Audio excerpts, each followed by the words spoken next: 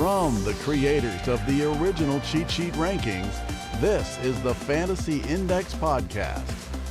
Brought to you by Fantasy Index, the original and best since 1987.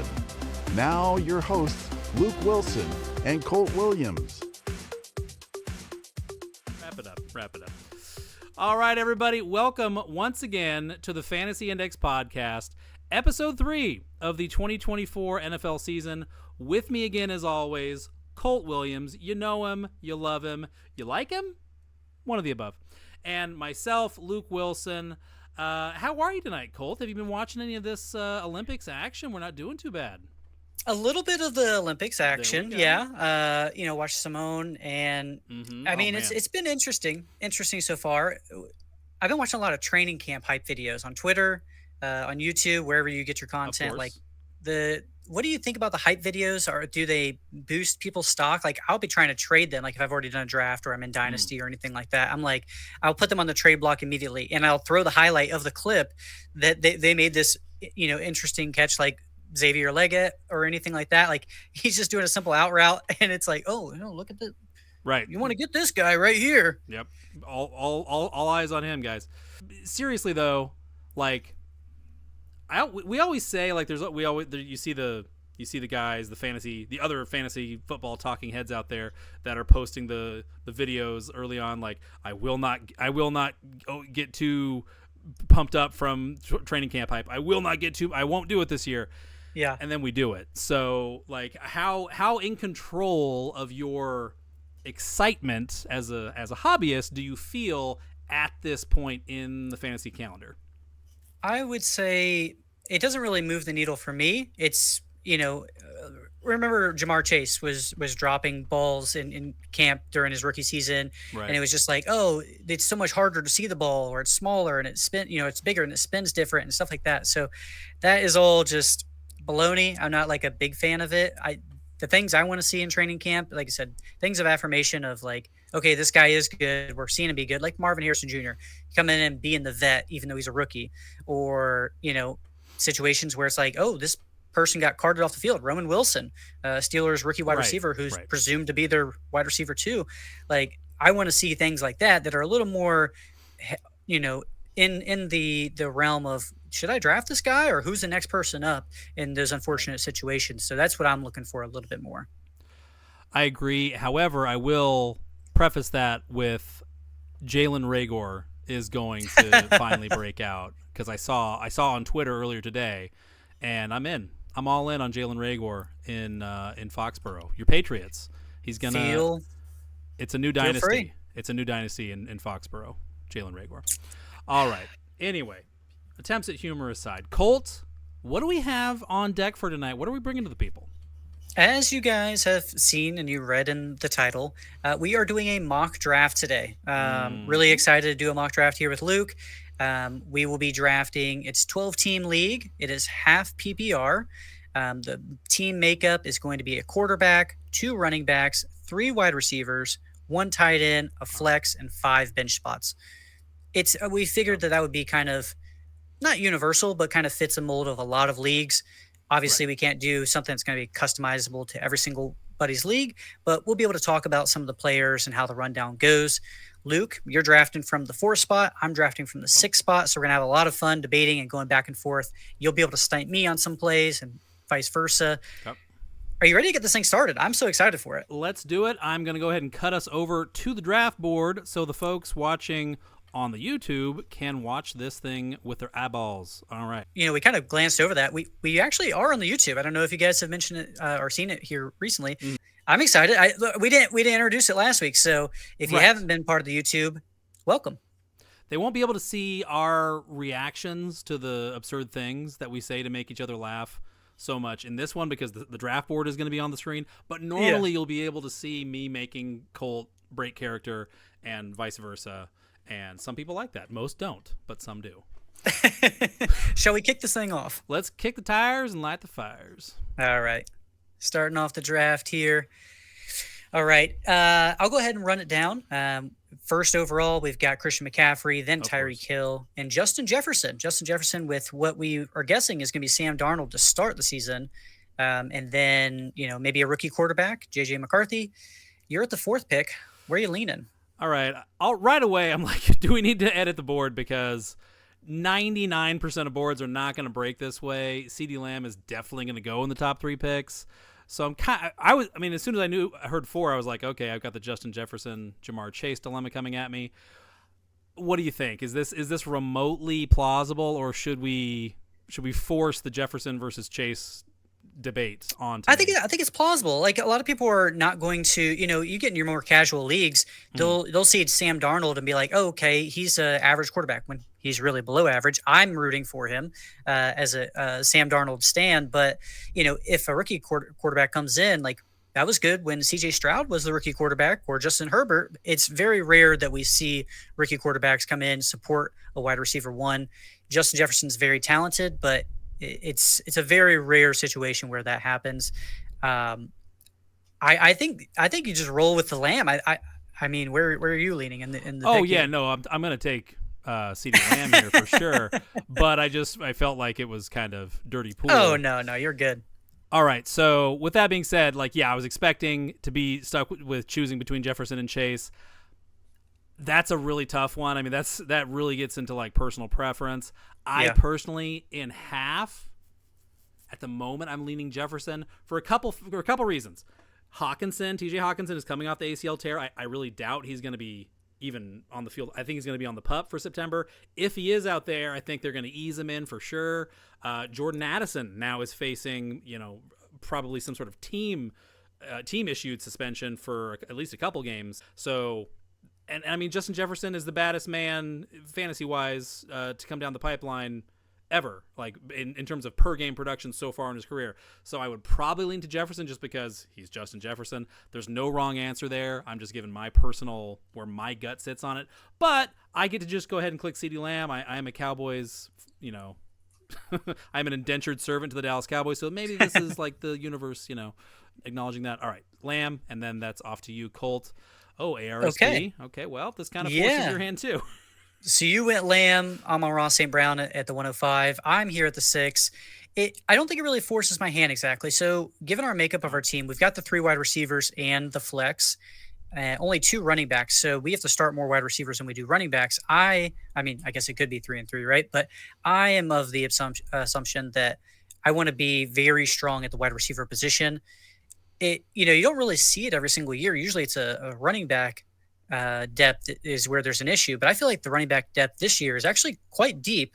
Maybe that's hindsight once the season happens, but I'm going to go Jamar Chase here. He's connected to Joe Burrow. Burrow, one of the top rated quarterbacks. That's the differentiator between me and Justin Jefferson. I would have went Chase. I like Lamb over all 3 of them. But if St. Brown was still on the board, it would be kind of questionable there. You still got Bijan, still got Brees. I'm going to go with Chase just because I like some of the running backs that come back on the other way around. Yep, I think it's the right call. And so after me, we've got Bijan Robinson, Puka Nacua, Brees Hall, A.J. Brown, Saquon Barkley, and Garrett Wilson wrapping up the first round.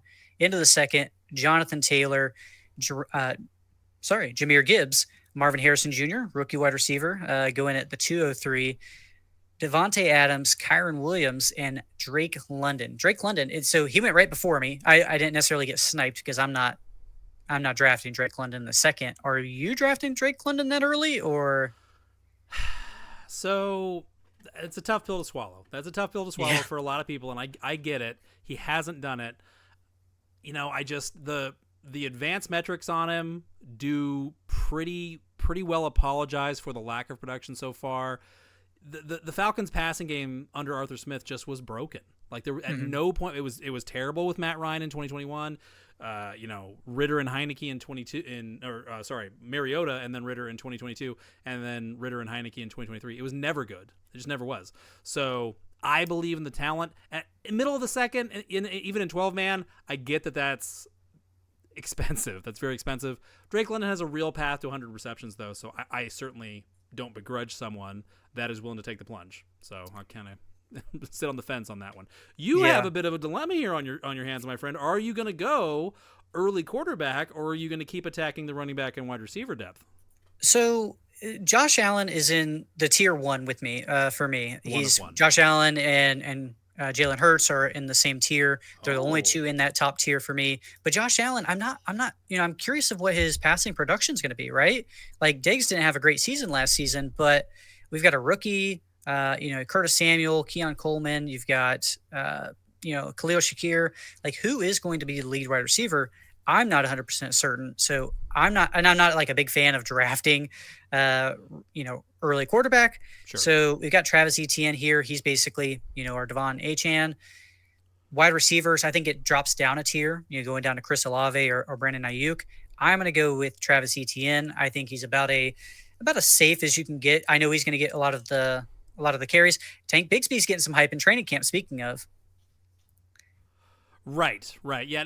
ETN, like I certainly do not mind ETN there at all. He is certainly looking at the board that's gone so far. Bijan Hall, Barkley, of course, Taylor Gibbs, Kyron Williams. Like, he's the last stop before things start to get a little dicey. Obviously, Derrick Henry is a legend, but high mileage. Josh Jacobs coming off the down year.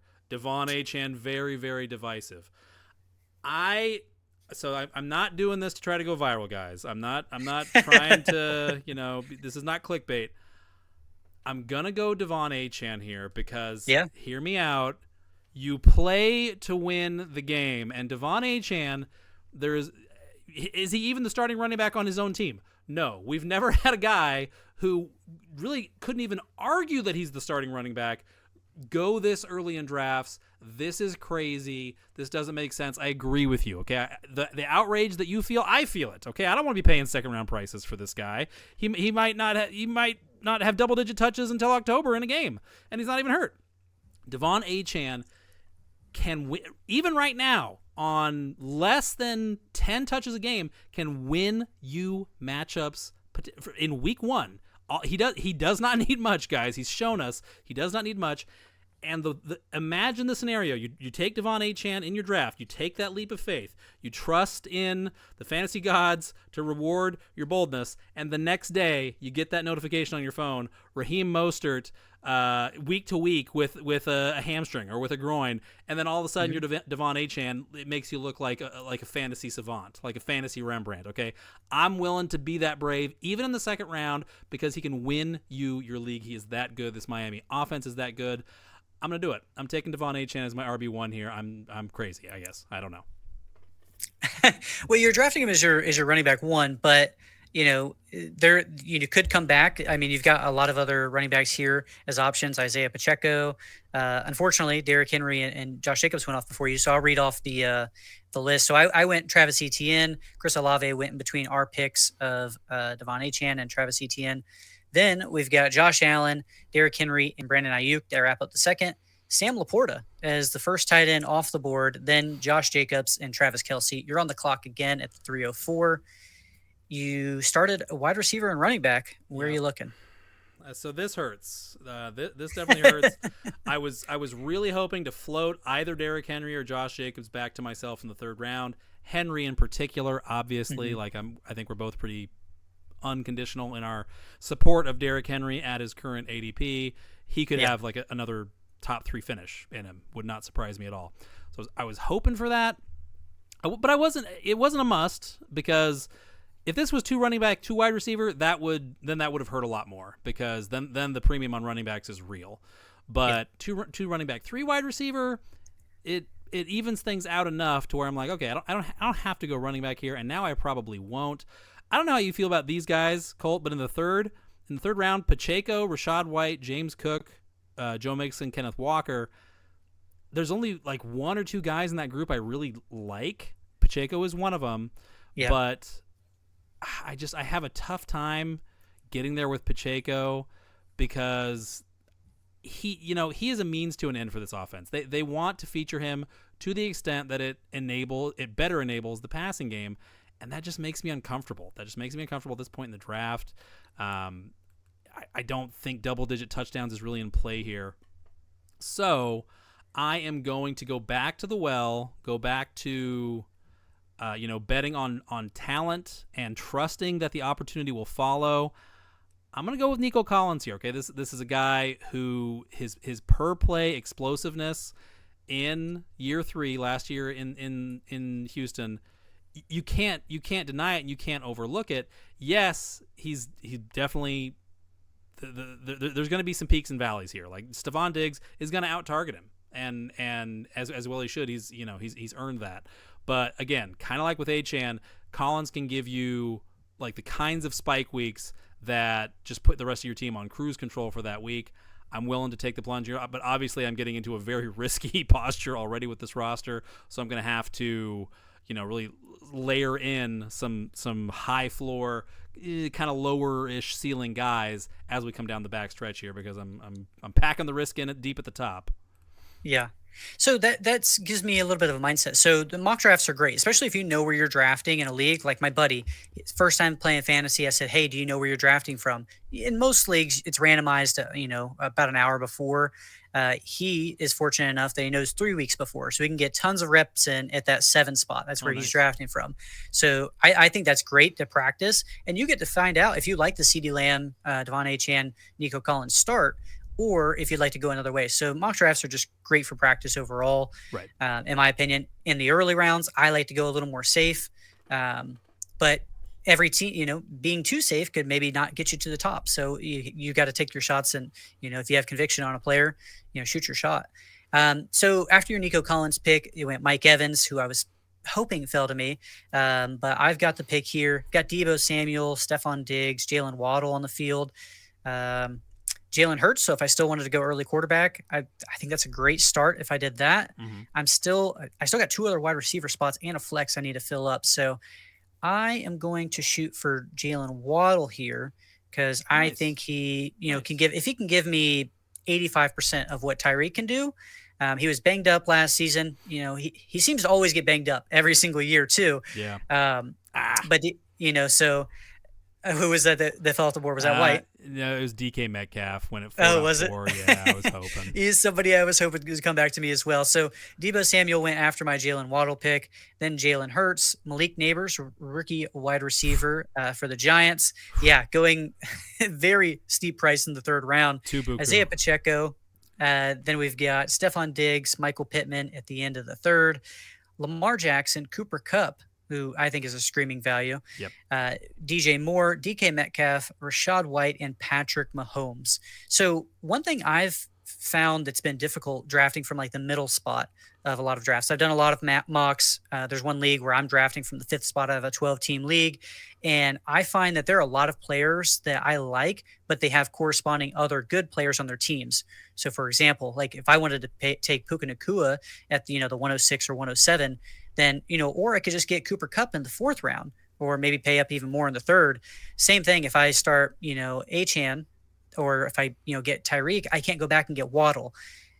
That's kind of the decision making, for me. I'm gonna tell you a little story. Like I think George Kittle is vastly underrated, and where he's being drafted in a lot of drafts. I might be selling myself high. I don't know if you're gonna be shooting your shot there, but that makes me, it's a tiebreaker between Jalen Waddle and Deebo Samuel at this point when I was making that. So just something I'm thinking of in the back of my head. Yeah, because I'm getting him in like the 6th or 7th round typically. But on the board, sorry, brief aside. Look at how nice, man, the value. To me, the just my gut is telling me that the value proposition in 12 team at the end of the 3rd, at least in this format in this ADP, the Diggs at the end, Pittman at the end of the 3rd, Kupp, DJ Moore, Metcalf at the start of the 4th. I want to be at the back. I want to have a late first in my 12 teams whenever possible. Because if you can go get Kupp, DJ Moore as your 2 or even your 3, depending how wide receiver heavy you go. Oh man, sorry, your pick. I'm hogging. No, you're good. It does look pretty good. CJ Stroud is going here. This would be the next quarterback off the board, but it's extremely expensive price. We've talked about that already in our fades episode. So go ahead and check that out if you haven't. I am going to do Devonta Smith. Okay. I'm going to draft Smith. Second. You're looking for your second running back. I haven't drafted mine yet either, so we will be fighting for some. I drafted Smith. Joe Mixon went right before you in between us. Who are you looking at here in the 9th? Smith is a good bit. I like the Waddle Smith stack because Both had huge 2022s and then negative regression, i.e. regression, caught up with them both in 2023. They should, I mean, certainly at least one of them is going to bounce back, and they both should. So I like the logical basis for grabbing them both there. That was nice. Yeah, I had Joe Mixon circled. I'm really annoyed that he went there because I was sure that he wouldn't. Okay, so now I'm looking at my running backs.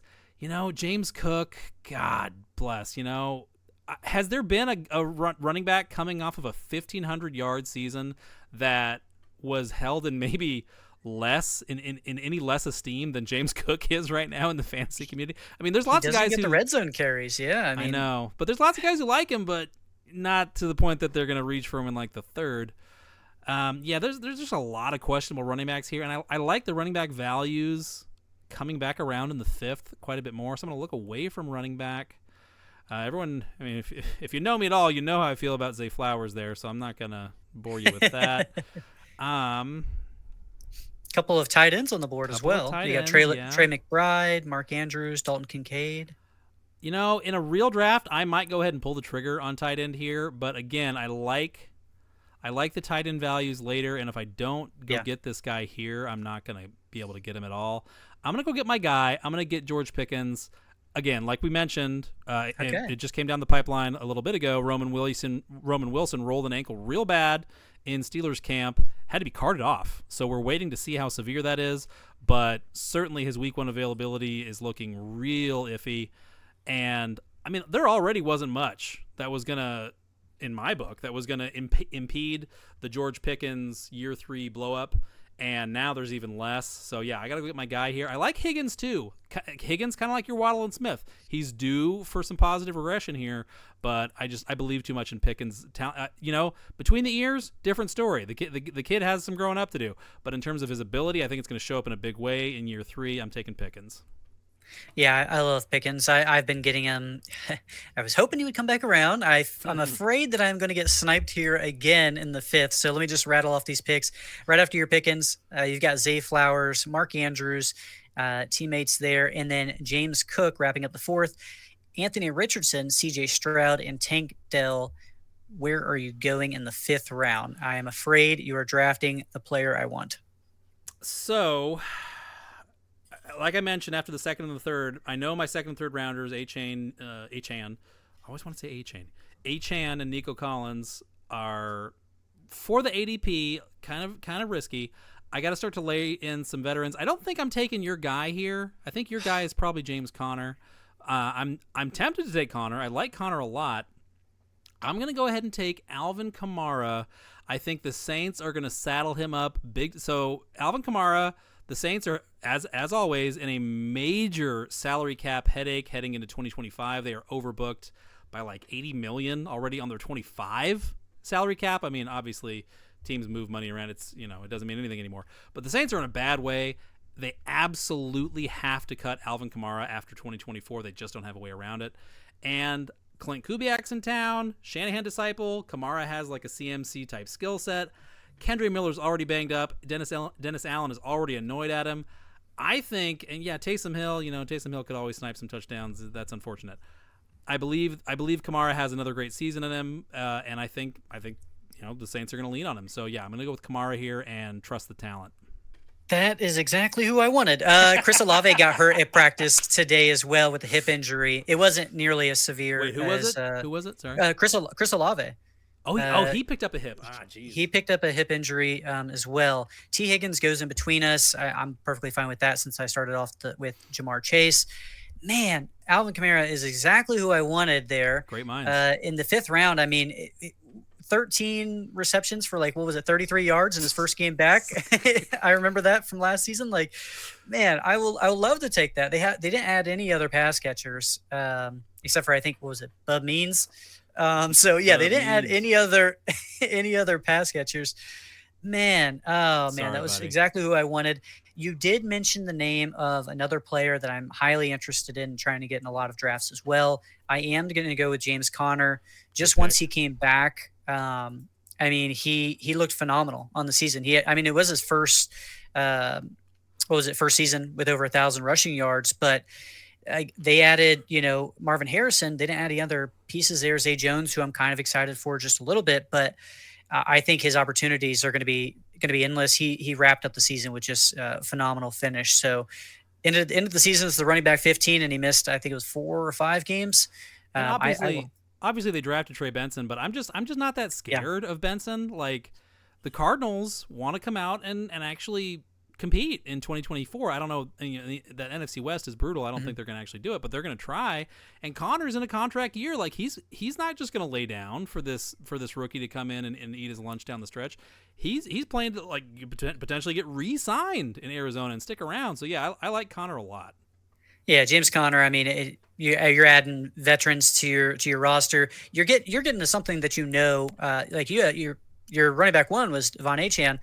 Going Kamara is perfect. Like, he's safe. He's got a high floor because of the reception, prowess there. Like, so I think it's just great. After my pick of James Conner, we had Trey McBride, Dalton Kincaid, Amari Cooper, Kenneth Walker, Aaron Jones, and David Montgomery, somebody who I was eyeballing as well, just because that Lions offensive line and just the offense in general. I want pieces to that. So safe. Yeah, Kyle Pitts, Joe Burrow. Just still thinking about his Slim Shady haircut. Christian Kirk. What do we got here? Who is this? DeAndre Swift. Sorry, DeAndre Swift. And then Keenan Allen and Scary Terry McLaurin. I am on the board here at the 607. This pick is very easy for me, so I'll make it quick. I talked about him just a little bit. George Pickens, I think he's a great value in the 6th round. Ooh. I think he's somebody who can end as the tight end one. You've got the Brandon Ayuk trade rumors. Does he play? Does he set out? Like, there are a few different avenues where he can do that. He can win you a week. He could also lose you a week, but so can any other tight end as far as lose you a week. But not many can win you a week. So George Pickens is the pick for me. Yeah, Kittle is a great, spike week play, which, if you're getting in the Devon Achane and Nico Collins business, that's what you're looking for. I like that pick a lot. Roma Dunze this early, I'm sorry. Like, I just can't get there. I love the player, and, it's better days ahead, certainly for the Chicago Bears as a whole, but come on. Like, where are the targets? I mean, Roma Dunze is your poster boy for, like, what happened to Jackson Smith and Jigba as a rookie. Yep. Like, Roma Dunze is getting queued up to have as bad of a time, if not worse. So yeah, 100%. I mean, let's say, just a hypothetical. Let's say an injury were to happen to Keenan Allen. Like, he used to have an injury bug, and he even missed some time there last season. Roma Dunze getting thrust forward into the wide receiver 2 spot. Would you be interested in him here, or? Sorry, if who got hurt? Keenan Allen. If Keenan Allen got hurt, I mean, that's going to put Rome exactly on the outside, ready to play. I don't think so, man. I don't know. Well, I guess you got to look at the other wide receivers though. You got Jaden Reed, Jordan Addison, Xavier Worthy. Yeah. I would take Rome there, assuming there was an injury. But yeah, if there, I mean, right now, knock on wood, there's no injuries to any of the other Bears wide receivers. So Roma Dunze at this price, I think, is a little spicy. That's shooting a little bit too high for upside. Yeah. So what I'm gonna do is, obviously ADP says I can chance it here, and I could. But, when in doubt, go get your guy, and especially when we're talking 7, 8, 10 picks apart even. At this part of the board, what's that? Are you going the stack? Stack. Am I going the stack? I don't think I'm going the stack. No, I'm not going that stack. I'm going – so Rashee Rice's ADP is still kind of suppressed, and that may correct. It may not. Hollywood Brown has a little – what did he pick up? He picked up what was his injury? I think he was just sick. Oh yeah, he's just under the weather. Yeah. So Xavier Worthy's had a lot of hype, but he's been banged up. So Rashee Rice's ADP could fluctuate from now to whenever your league drafts. And if it were to fluctuate, I would expect it to improve. A lot of people think Rice is going to get suspended, and that has them very sheepish. Rashee Rice to me is tremendous value potential here. I think Hollywood Brown is good, and he could have a good year here. But he hasn't done it in a while, and we don't necessarily know that he's going to. And Xavier Worthy is a rookie who could wind up just running wind sprints, could just wind up running a bunch of 9 routes. So Rashee Rice did it for him. I'm taking him as my wide receiver 4 in this format. I love it. It's just rock solid value. So yeah, Rice is the pick for me. Yeah, he would go in as your flex in this draft, which I mean, to wrap up the season, he looked great. So I like that pick a lot. As you mentioned, it's suppressed. Even if there is a suspension, it may not be this year. So we're getting closer and closer to the league starting, and there's been nothing. So that gives you a little insight. Chris Godwin goes after your Rashee Rice pick. Then we have Jordan. See here. We have Jaden Reed. Jaden Reed, Najee Harris, somebody I was actually kind of looking at just because I have only 2 running backs. Jordan Addison, Xavier Worthy, and Ramondre Stevenson. You're on the board again. Okay, so I'm going to go ahead and do what you were guessing I might do there. Okay. So I'm a big believer in systems, and a lot of guys are of that mindset. And as good as the Detroit, so there's really, in my mind, there are 3 like platinum rated run games in the NFL right now. You're talking about, well, I guess 4, because the Eagles with Saquon should be pretty good. But for me, like the Eagles ground game, the Lions ground game, and the Dolphins and the Niners ground games are like you that's like, waterfront real estate. Like you're very unlikely to regret getting in at a reasonable price on any of that. Raheem Mostert won people leagues for free last year. I know he's 32. I know he's going to get hurt, but as the Devon Achane owner, I'm almost excited if he does get hurt, as long as I come out of the draft owning him. So this removes a lot of the risk from my Devon Achane mega investment in the second round. Then I'm kind of rooting for my 7th rounder to get hurt, but or whatever, to lose his job, to get usurped by the young buck. That's fine. And Mostert, gives me access to cheap touchdowns right away. And if Devon Achane obviously got hurt a couple times last year, it gives me insurance on both sides. And we'll see about maybe Jalen Wright in the 13th round. So I'm going to go ahead and grab Mostert, and it's on to you, Mr. Colt. I see that. Evan Ingram went in between us here. My pick, I thought you were going to go maybe with a stack with CeeDee Lamb and pick up Dak Prescott. I know you're not a big fan of his ADP, but I thought he was kind of sliding down the board just a little bit.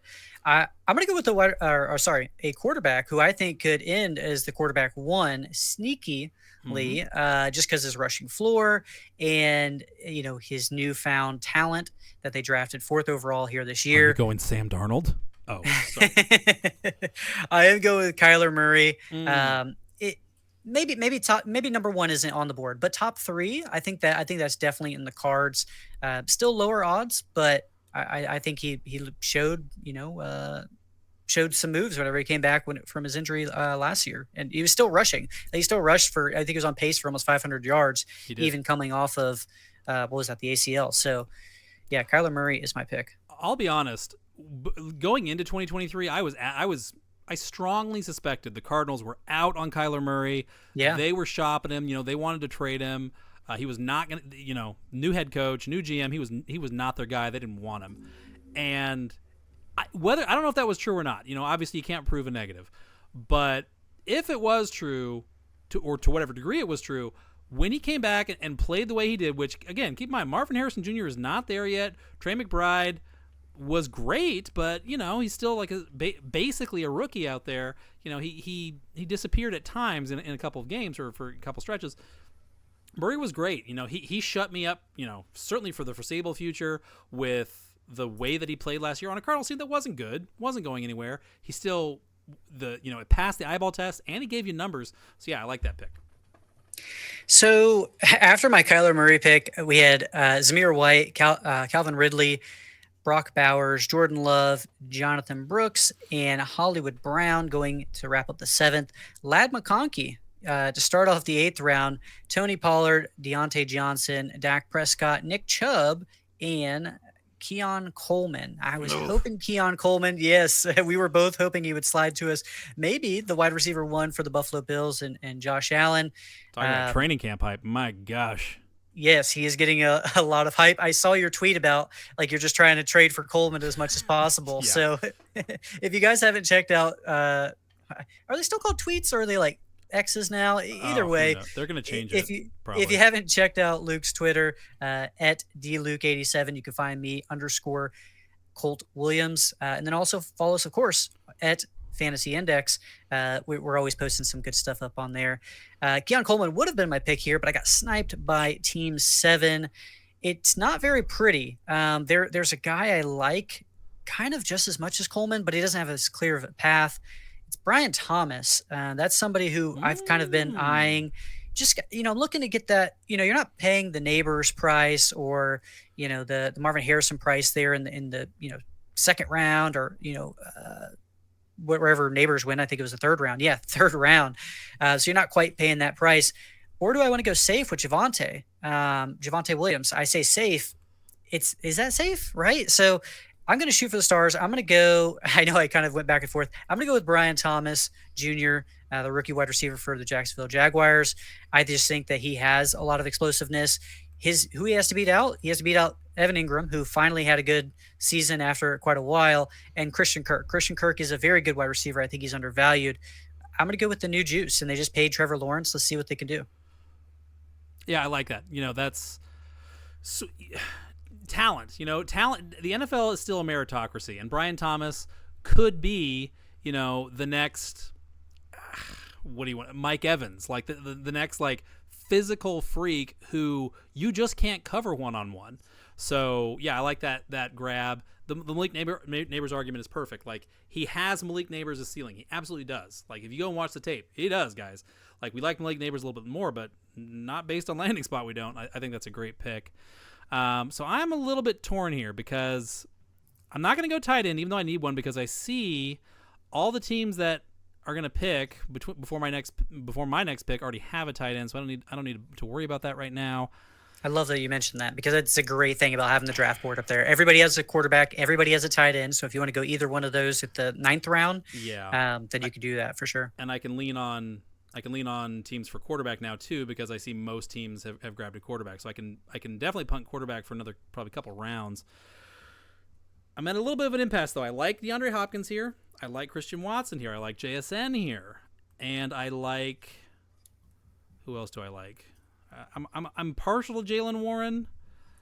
I struggle with a little bit. Javonte Williams, he's back from the dead, but I'm a little skittish.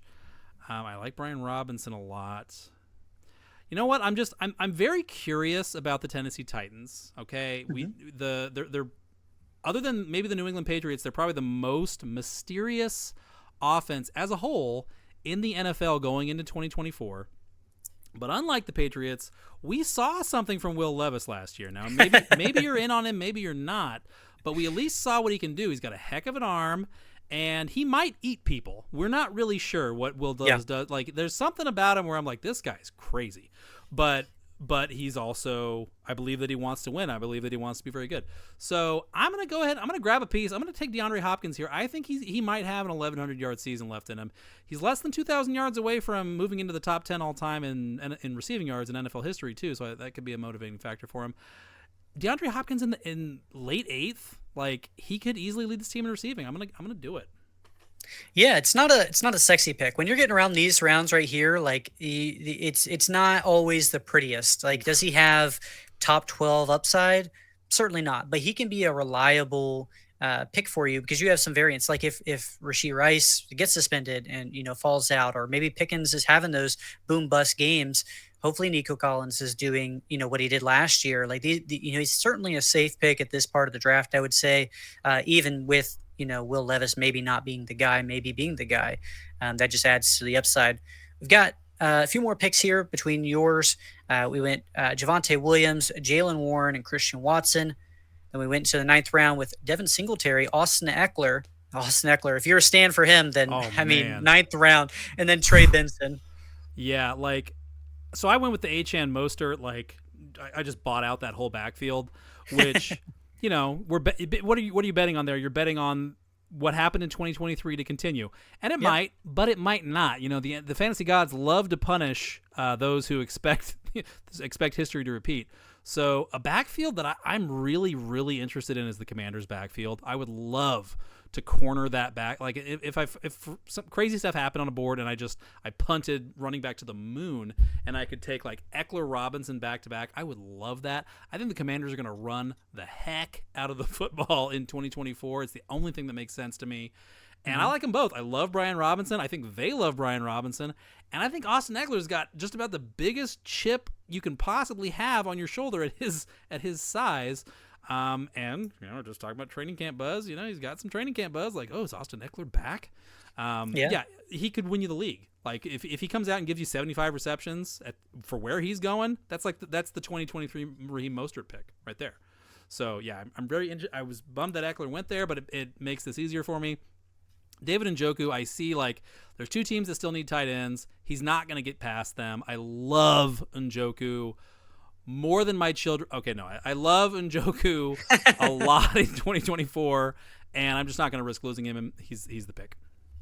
Yeah, was Jake Ferguson on your list at all? I know he was right there with Njoku, but you do have CeeDee Lamb. So some people I'm a Cowboys fan.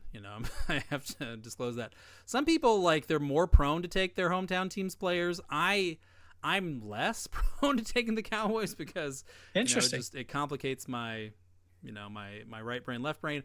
And for Ferguson, I'll admit I was impressed. I was surprised with the degree to which he took things over in 2024. Watching Cowboys games, as I foolishly do a lot of the time, he didn't jump off the screen to me as like, oh wow, this is the guy for sure going forward. So between him and Njoku, it was a no-brainer.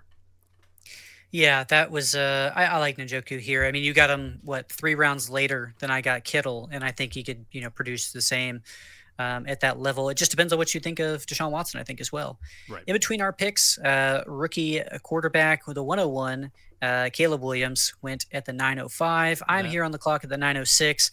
I've only got 2 running backs, so this kind of backs me up to a corner. Do I want to keep loading up on some of these skill position players? I mean, I've got my entire starting roster filled, but I've got to fill in some of the bench spots with only 2 running backs so far.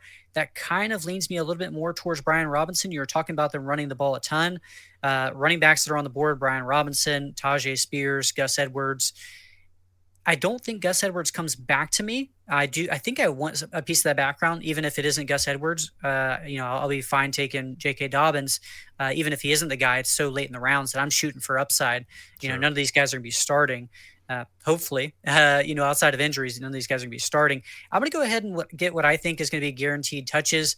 JSN would be my pick had I not already had 4 wide receivers and only 2 running backs. But I'm going to go with Brian Robinson here, just because I feel like if Eckler, 29 years old, isn't the guy anymore, even though he is getting the hype, Brian Robinson showed that he was great to start the season last season. So we were talking about Jake Ferguson. He went after my pick, then Brock Purdy, Dallas Goedert, TJ Hawkinson, who, I mean, he's going to start the year on the pup for sure. But if you have an IR spot, sometimes we were talking about this outside of the podcast. TJ Hawkinson is somebody we might be targeting later in drafts if he was going later. Right now, I think he's being drafted too high. But if you could just throw him onto your IR spot and then fill in a bench spot with somebody who's off the waivers in week 1, I think that's a great idea. Then JSN and Tua went off the board there at the end of the 9th, who just got a contract. Tagovailoa. Yeah, and then we got Tyler Lockett, who I think is another screaming value. Tajay Spears, Jamison Williams, Jared Goff, Ezekiel Elliott, and Gus Edwards. Gus Edwards got sniped right before I was going. That's who I was going to pick here with this pick. I'd have been pretty excited for it. I don't need quarterback. I don't need tight end. I'm still looking to load up on my running back and wide receiver positions. If I was going quarterback, we still have Justin Herbert available in the 10th round.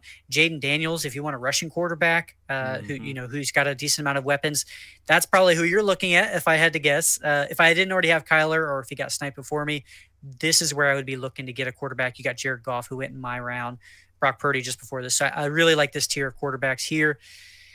Man, like I said, I do need some more talent at the wide receiver position. We got Cortland Sutton, Romeo Doubs, Adonai Mitchell, Curtis Samuel. I'm not exactly confident in any of those guys, not really excited about any of those guys. I'm going to go with a guy. It's a rookie. It may end up being a Tank Bigsby type of play where he doesn't do anything, or a Zach Charbonnet where it's like they show some flashes, but absolutely nothing. I'm going to go with Blake Corum, rookie running back for the Los Angeles Rams. This is all dependent on an injury to Kyren Williams. He's been banged up a little bit in training camp, and Blake Corum, I mean, he's shown flashes. Can he surpass him? I don't think so. Kyren looked amazing last season, but even if they're a 1-2 punch, he could be a viable starter for my team. Yeah, I mean, it's the Rams backfield. I mentioned like what are the platinum rated running offenses. The Rams probably deserve to be in that tier already. They would be if Kyron had stayed healthy all year. So I mean, yeah, you're buying again, the waterfront real estate analogy. Like you're buying in the right zip code here for sure. And Corm, I mean, he was a monster in college. We both agreed like his 2023 tape was concerning, and he had a monster workload. Yeah, he just the like human joystick-iness of him, like to the eyeball test was a little bit diminished from 2020. It was a lot diminished from 2022, but he could be fine. He could be back in 2024 for all we know. He's a young man. So yeah, I like that pick a lot. It makes a lot of sense. All right. Tons of quarterbacks here. You don't have a quarterback yet. I don't. So I'm a big late quarterback guy. I forgot. I underestimated the fact that we're playing against the computer, and the computer is a relentless slave to value.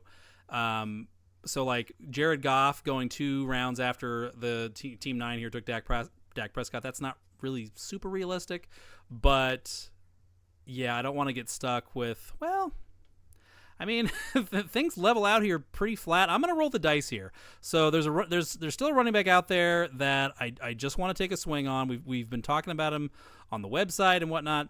Chase Brown. Is making his play to at least push Zach Moss into a true 50-50 split in the Bengals backfield coming out of training camp, going into the season. I only have 3 running backs, and really I kind of only have 2 because Achane and Mostert theoretically are a zero-sum relationship. So yeah, I gotta get some meat back on the bone here. I'm gonna do it. I'm gonna grab Chase Brown and cross my fingers that I don't get beat. Yep, there it is. Oh boy, the backups are flying. So we were laughing just a little bit here. So after my Blake Corum pick, we went Dalton Schultz. You picked Chase Brown, then Cortland Sutton. Team 2 and Team 1 drafted a second quarterback, which you don't see too commonly, but does happen in some leagues. They drafted Justin Herbert and Jaden Daniels. I'm sure you're hoping either one of those came back. Romeo Dobbs, Mike Williams, and Adonai Mitchell. You're back on the clock here at the 11:04. Which, if either one of those 2 are on the board, which one would you be going with, Jaden Daniels or Justin Herbert? Man, I so get the argument, especially if you're so inclined to go late quarterback as I am, because to me the value proposition is just so strong. Yeah. I get the argument for Daniels.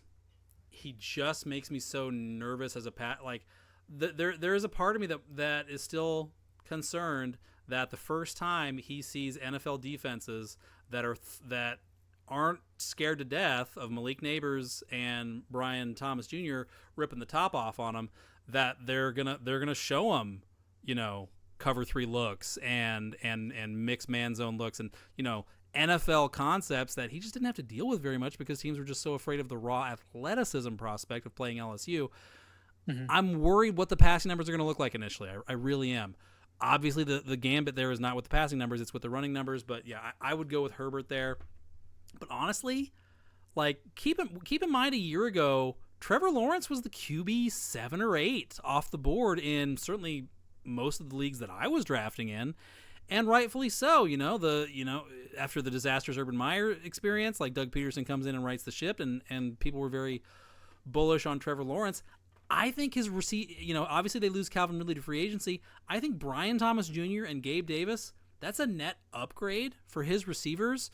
Parker Washington is also a guy they've talked about a little bit. I mean, who knows if he's going to be anything. But I think the Jaguars have good weapons now.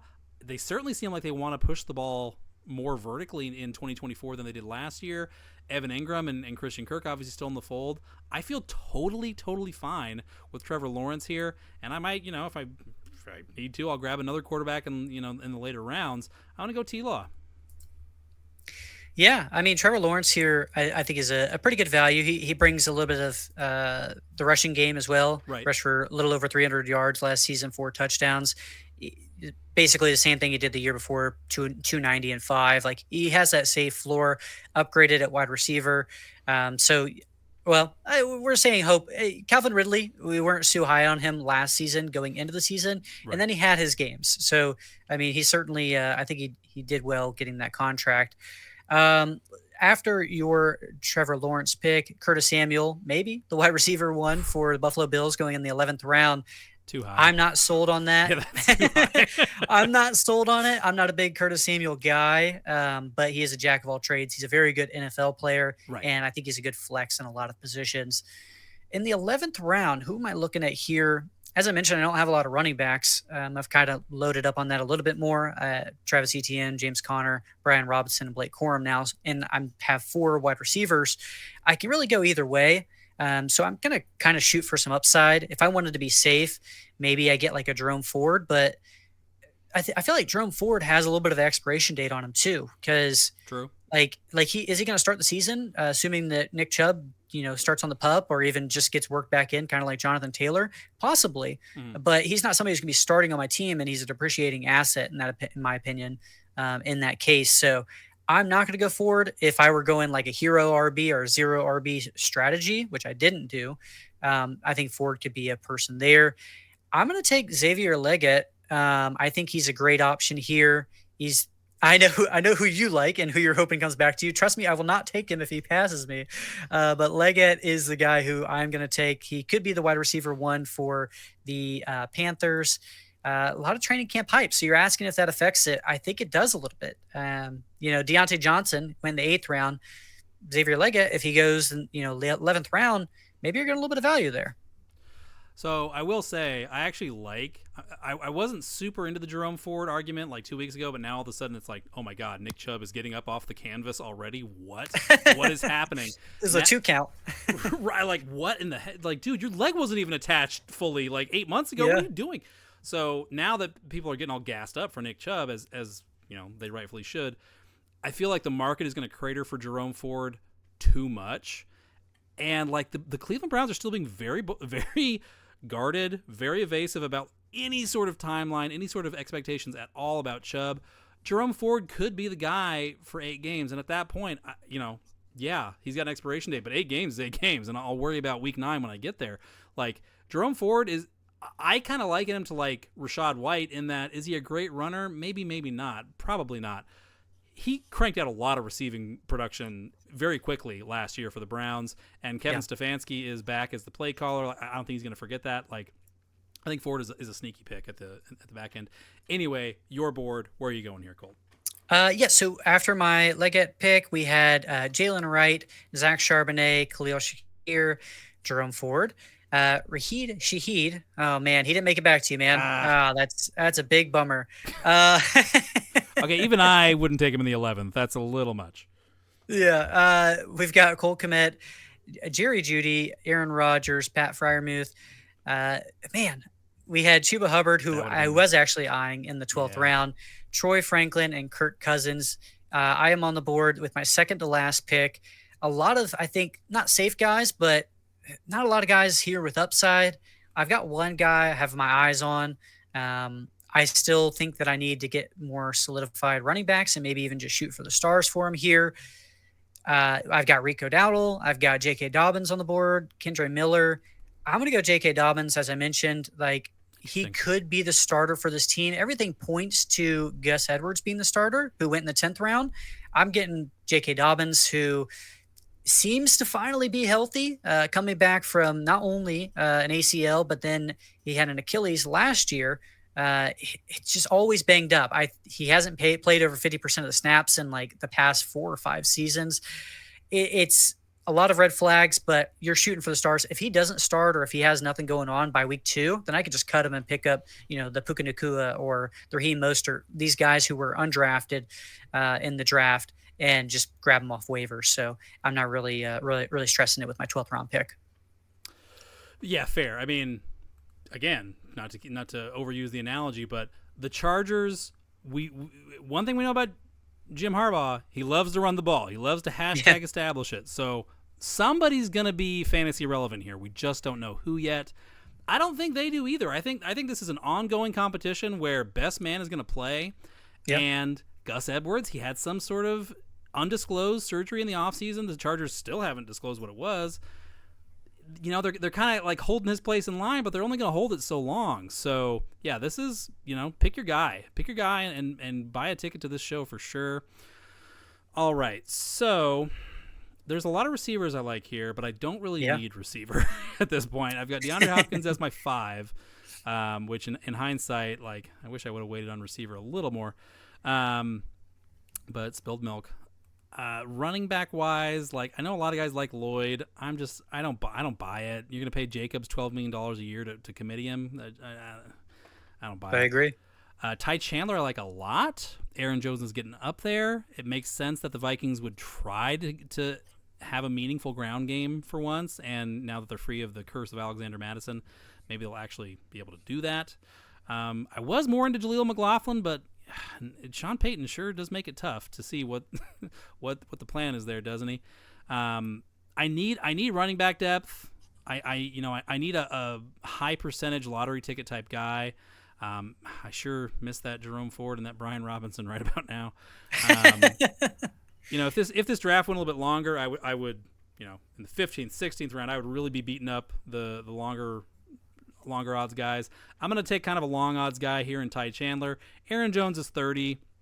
Breakdown risk is possible. I mean, he broke down last year, and then just happened to kind of like Chubb get off the tarp and finish strong.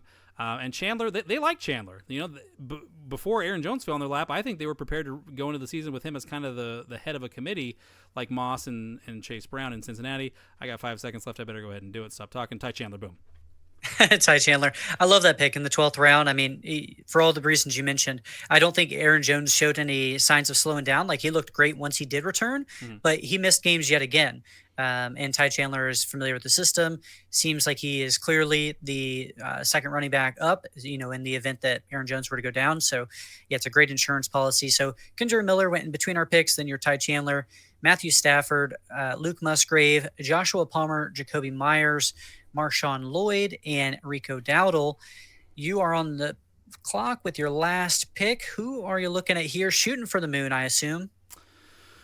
Well, so I think probably most people listening aren't Mavericks, aren't riverboat gamblers who are totally comfortable not drafting a backup quarterback. I know you and I in a lot of leagues probably won't, but I think a lot of people do, and there's nothing wrong with that. I mean, what did 2022 teach us? The quarterback Armageddon, that you need to, it's not a bad thing to have a viable backup plan. Even last year, lots of guys got banged up. Lots of guys went down for the season. So, yeah. So, anyway, I'm just going to divulge. Can I guess who you're going with? What's that? Can I guess who you're going with? Give me your guess. Who do you think it's going to be? Deshaun Watson. Let's try that again. You're picking Will Levis, really? I'm 1,000% out on Deshaun Watson. We could have a whole podcast episode just on my tinfoil hat theories on why I'm out on Deshaun Watson. No, I'm going Levis. Like I said, I'm just curious about the Titans. Like, they're very mysterious. They spent a lot of money. I mean, they spent a lot of money on Calvin Ridley, brought in some other guys. There is no team that is going to play like with less to lose than the Tennessee Titans will in 2024. Like, every single team, the Bears, they get the Bears week 1. The Bears are chalking that up as a win already. Okay, I think they get the Jets week 2. The Jets have that on their board as a win already. So the Titans are going to come in feeling probably already a little bit disrespected. Okay, they like Will Levis. Okay, Rand Carthon, Brian Callahan. Carthon has telegraphed that he likes Levis. Brian Callahan has come out and steadfastly been on the record over this offseason. He believes in Will Levis, and he's got the tools. I think he could even run a little bit. So Will Levis is my quarterback 2 of choice in leagues where I feel the need to get a backup quarterback. Yeah. I'm going to go ahead and take him here. As would I really do this in the 13th round in a 1 quarterback league? No, but just to disclose a guy that I really like for the price, I'm going to go with Levis. Yeah, I mean, Trevor Lawrence had some down games last season too, certainly. I mean, if you started him last season, you drafted him, I think, as one of the earlier mid-round quarterbacks or mid-draft quarterbacks, and he didn't produce. But you pay that high price where you have to keep starting him each and every single week, just off name value. And if that happens again, or maybe there's a slow start or anything like that, maybe Will Levis breaks out. It's better to have those guys. Like, if it was a Jaden Daniels, let's say he was down here, just like maybe he's explosive. It's a lot of maybes, and if that can click, then hey, go into my starting lineup. If not, then that's fine. I'm going to pick up whoever the waiver wire wonder in week 1 is.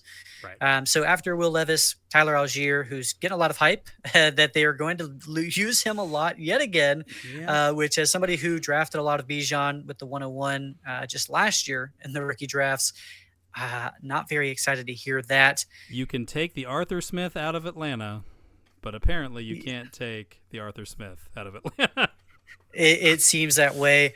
I am going to wrap up the draft. I'm not going to sugarcoat this pick. It's not a great pick. It is Quentin Johnston. I am just hoping I know. Trust me, I'm not excited for it either. Okay, now it's clickbait. Now we're just trying to go viral. No. So it's mainly for Justin Herbert, right? Like, I believe in him.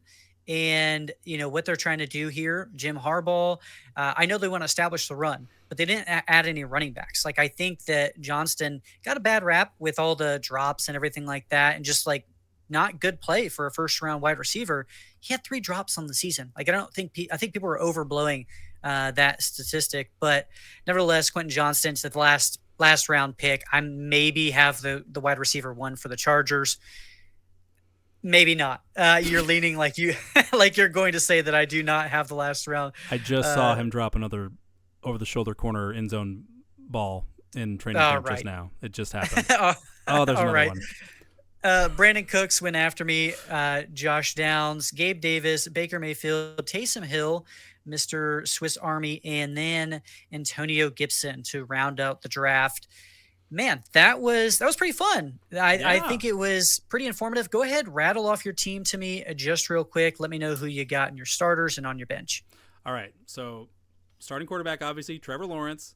My starting 2 running backs, Devon Achane, but, slash Raheem Mostert, whoever is healthy and is looking like the lead guy week 1. Alvin Kamara as my RB2.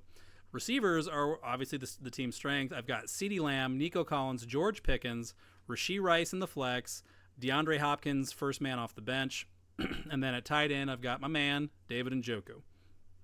And then on the bench, I've got, obviously, Mostert in reserve, Chase Brown as my RB4, Ty Chandler as my RB5, and Will Levis as my backup quarterback.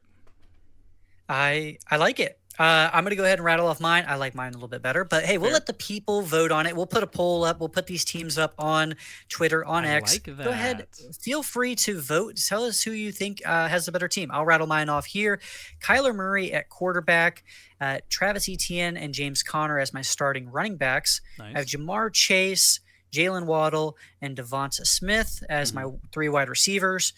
I've got George Kittle as my tight end, and then Brian Thomas as my flex. Maybe that kind of moves in and out. If this was a real start to the season, maybe I'm starting Brian Robinson, who's on my bench. I'd probably start him there, just probably a little bit safer. Right. I'm not sure who the matchups are in week 1, but nevertheless, Brian Robinson on the bench, Blake Corum, Xavier Legette, J.K. Dobbins, and Quentin Johnston. Don't bash me too much for the Quentin Johnston. That was the absolute final round, but that is my team. It was an academic pick.